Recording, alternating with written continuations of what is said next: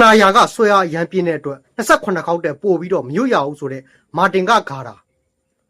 ဒီလူတိုင်းဆောင်ဖို့ခက်ခဲတဲ့ထိုက်မှဆောင်ရတဲ့မာတင်ကအဆောင်ဒီမာတင်ကဂါတာအကြောင်းအဆောင်အကြောင်းကိုကျွန်တော်ယနေ့ရှင်းပြပေးပါမယ်မာတင်ကအဆောင်တွေဟာရှေ့ရပုဂ္ဂိုလ်လူပုဂ္ဂိုလ်မြတ်တွေကရိတ်ခါထောက်အဖြစ်နဲ့အသုံးချပြီးတော့မိမိတို့ရဲ့လောကီအကျိုးစီးပွားအတွက်ခုနှစ်သားသမီးအပေါင်းတို့ရဲ့လောကီအကျိုးစီးပွားအတွက်တေချာစီမံပြီးတော့ဆောင်ရွက်ခဲ့တဲ့အဆောင်ရုပ်ထုတွေလည်းဖြစ်ပါတယ်မာတင်ကအဆောင်ရုပ်ထုတွေဟာပီရဘိုင်းမှာရမ်းပွင့်လန်းပြီးတော့တဏှာယာကစွဲငင်အားပြင်းတဲ့အတွက်1500ကိလေသာအချစ်တော်ကြီးအစီမံဂါရာဆိုပြီးတော့စိုးစကားရှိပါတယ်မာတင်ကဂါရာဟာ